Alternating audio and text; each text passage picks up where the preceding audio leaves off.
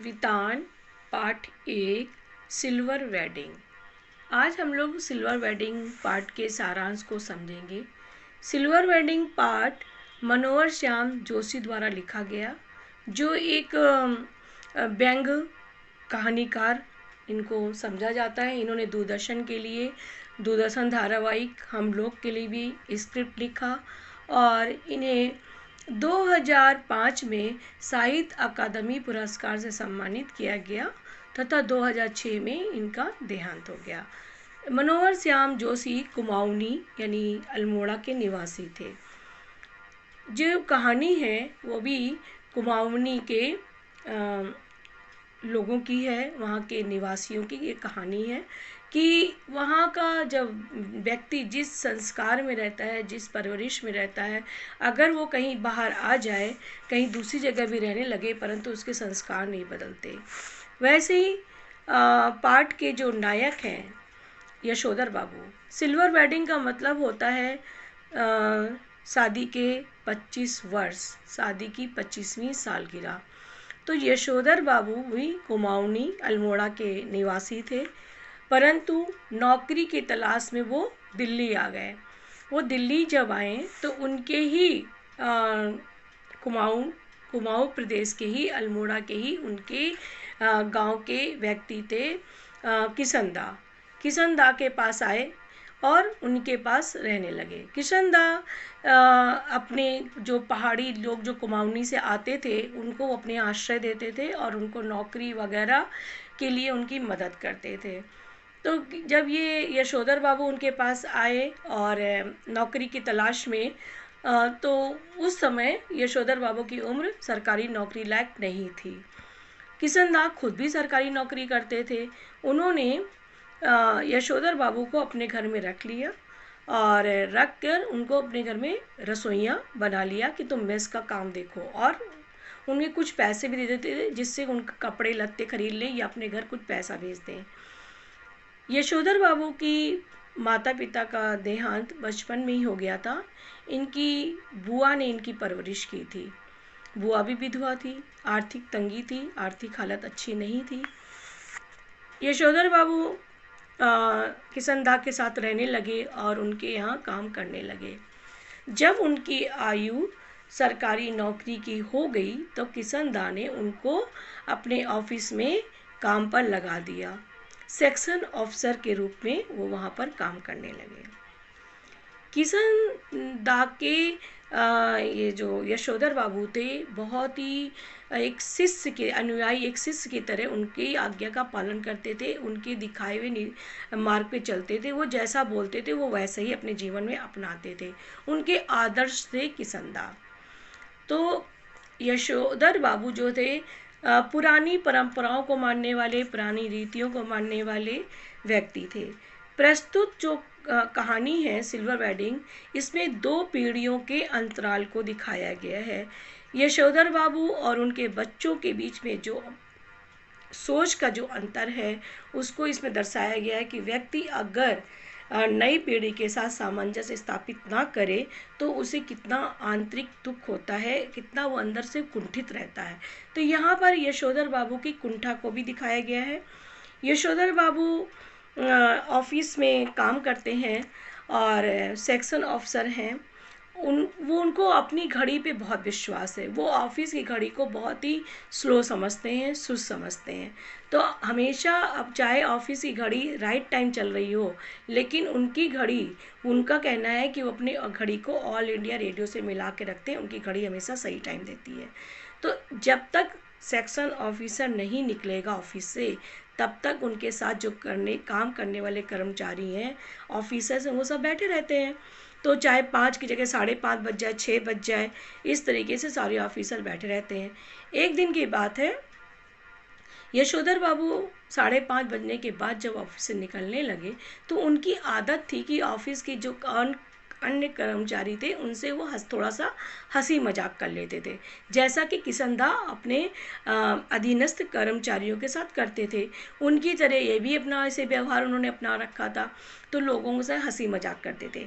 उसी समय उनके ऑफिस में एक नवयुवक था, असिस्टेंट चड्ढा। चड्ढा ने उनकी पुरानी घड़ी को देखा तो उनसे मजाक कर लिया कि आपकी ये चूनेदानी क्या टाइम दे रही है।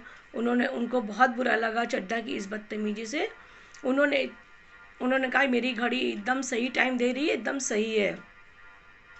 चड्ढा ने कहा कि इतनी पुरानी घड़ी, अभी तो डिजिटल घड़ी का ज़माना है, आप डिजिटल घड़ी ले लीजिए। उन्होंने कहा नहीं, ये घड़ी मुझे मेरी शादी में मिली थी। और वो सोचने लगे। उन्होंने कहा कि 6 फरवरी 1947 में उनकी शादी हुई थी। तो चड्ढा ने कैलकुलेशन किया, हिसाब लगाया। उसने कहा अरे वाह, आज तो आपकी शादी की सिल्वर वेडिंग है, 26 साल आपकी शादी के 25 साल पूरे हो रहे हैं, तो पार्टी दीजिए। तो यशोधर बाबू को इन सब चीज़ों में विश्वास नहीं था। पार्टी वार्टी उनको सब चोचलेबाजी लगती थी। उन्होंने कहा नहीं, पार्टी वार्टी सब चोचलेबाजी है। उसने कहा नहीं, आपको तो पार्टी देनी पड़ेगी। तो यशोधर बाबू ने 10 रुपये निकाल के दिया। उसने कहा 10 रुपये से क्या होगा, 10 रुपये में थोड़ी ना सबकी पार्टी होगी। फिर उन्होंने धीरे धीरे 1-2 नोट और निकाल के दिए, 20-30 रुपये उन्होंने दे दिए। और यशोधर बाबू वहाँ से चले गए। उनके साथ पार्टी में वो बैठे नहीं। जब वो निकले, उनकी यशोधर बाबू की आदत थी ऑफिस से निकलकर वो मंदिर जाते थे, बिरला मंदिर, वहाँ बैठते थे, प्रवचन सुनते थे थोड़ी देर। उसके बाद बाजार जाते थे, बाजार से सब्जी अब्जी खरीदते थे और करीब 8:30 बजे के पहले वो अपने घर नहीं पहुँचते थे। तो और किसनदा की यादों में खोए रहते थे। तो ऐसे ही उस दिन भी यही हुआ, यही इनकी दिनचर्या थी। तो वो 8:30 बजे जब सब मंदिर से और सब्जी वब्जी खरीद कर जब घर लौट रहे थे, घर आए तो रास्ते में उनको वो क्वार्टर मिला जिसमें कि उनके जो आदर्श भाई थे किसनदा उसमें रहते थे। अब वो क्वार्टर टूट चुका है, वहाँ पे 6 मंजिला इमारत बन रही है। किशनदा वहाँ खड़े, ये यशोधर बाबू वहाँ खड़े हो गए और पुराने दिनों को याद करने लगे। याद करके थोड़ी देर के बाद जब अपने घर पहुँचे तो देखा कि उनके घर को पूरा सजाया गया है, पूरी लाइटिंग लगी हुई है, झालर लगी हुई है, कागज़ की पतंगी लगी हुई है और गेस्ट आ जा रहे हैं। कुछ गेस्ट कार में बैठे हैं, उनका बेटा उनको विदा कर रहा है। कुछ उनकी बहू, उनकी पत्नी और उनकी बेटी भी लोगों से मिल रही हैं, कुछ मेहमानों को विदा कर रहे हैं। उनकी पत्नी लिपस्टिक लगाए हुए हैं, अपने बालों में कलर कर दिया है, स्लीवलेस ब्लाउज पहने हुए हैं, तैयार है। बेटी जीन्स और टॉप पहने हुए। ये सब देख रहे यशोधर बाबू को लग रहा कहीं वो गलत जगह तो नहीं आ गए। वो थोड़ी देर के लिए छुप गए। जब बाहर जो मेहमान विदा हो रहे थे वो चले गए, उसके बाद जब वो घर पहुँचे उन्होंने सोचा मेहमान चले गए, ये सब क्या है। जब वो घर पहुँचे तो उनके बेटे ने बहुत ही प्यार और लाड से उनसे कहा, पिताजी आप इतनी देर में आज भी घर आए, आज आपकी शादी की सालगिरह है, 25वीं सालगिरह है। तो यशोधर बाबू ने कहा ये सब हम लोग कब से मनाने लगे, ये चोचलेबाजी तो हम लोग करते नहीं हैं। तो उन्होंने इस तरीके से अपने बेटे से बात की, उसको झिड़क दिया। बेटे ने तो उनका जो साला था उसने कहा जब से आपका बेटा 1,500 रुपये कमाने लगा है तभी से हम लोग सिल्वर वेडिंग मनाने लगे हैं। तो उसने कहा जल्दी से तैयार होके आ जाइए और हम लोग केक काटते हैं। उन्होंने कहा कि ये सब मुझे पसंद नहीं है, लेकिन बेटा और बेटी ने बहुत दबाव डाला तो उन्होंने केक काटा।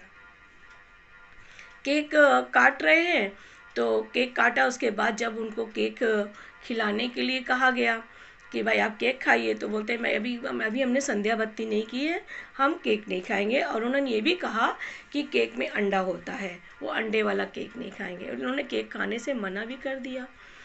और यशोधर बाबू को अपने बच्चों से उनका तालमेल नहीं बैठता था। उनके बच्चे आधुनिक विचार के थे, उनके बच्चे स्वतंत्र विचार के थे। वो उनका जब बड़ा बेटा कमाता था पैसा तो यशोधर बाबू को लगता था उनका बेटा हर चीज़ उनसे पूछ के करे। और वो जो उनको ये भी बुरा लगता था बेटा अपनी सैलरी इनको नहीं देता है।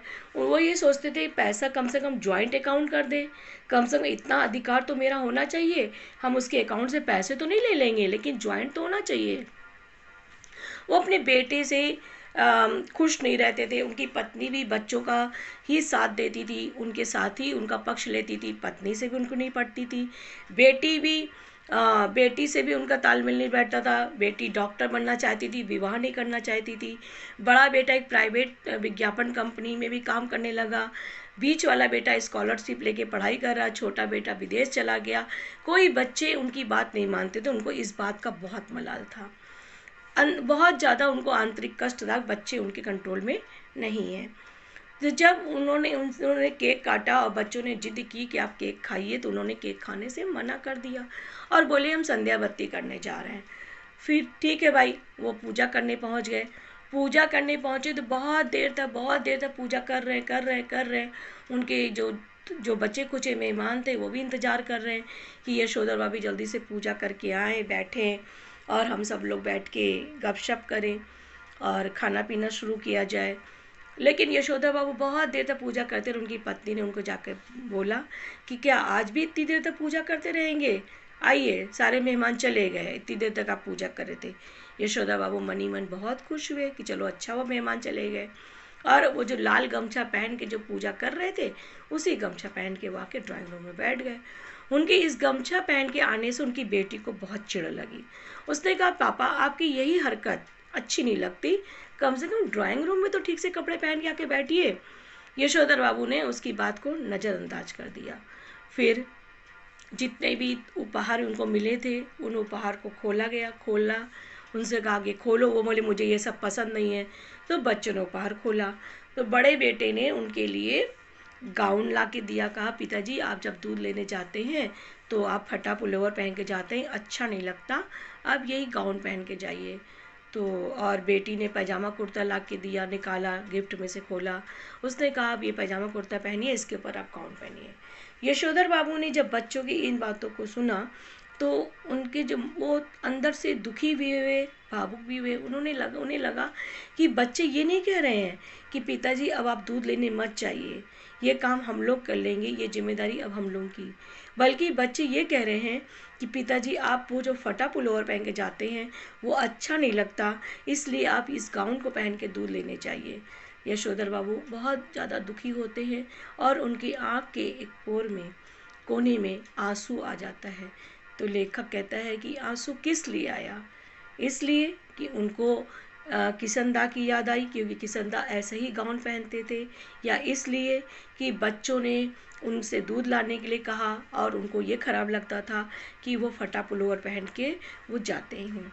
तो सिल्वर वेडिंग जो कहानी है, इस कहानी में दो पीढ़ियों के विचार में अंतर है। अभी हम लोग पाठ को पढ़ेंगे और पाठ में समझेंगे कि किस प्रकार से यशोधर बाबू अपने परिवार से अलग थलग रहते हैं और परिवार को उनको लगता है कि परिवार उनको मान सम्मान नहीं दे रहा है। तो लेखक कहते हैं कि हमें समय के साथ अपनी सोच को बदलना चाहिए और नई पीढ़ी के साथ कंधे से कंधा मिलाकर चलना चाहिए। हमें ये नहीं सोचना चाहिए कि नई पीढ़ी हमेशा गलत होती है। उसको हमें उनकी बात मानते हुए उनको सही मार्गदर्शन देना चाहिए। यही हमारे खुश रहने का एक आनंद पाने का एक तरीका है। अगर हम उनके साथ नहीं मिल के रहेंगे, सामंजस्य बिठा के नहीं रहेंगे, तो हम ऐसे ही जीवन पर्यंत दुखी रहेंगे। तो दुखी रहने की बजाय हमको उनके साथ मिलकर खुशी पूर्वक अपना जीवन व्यतीत करना चाहिए।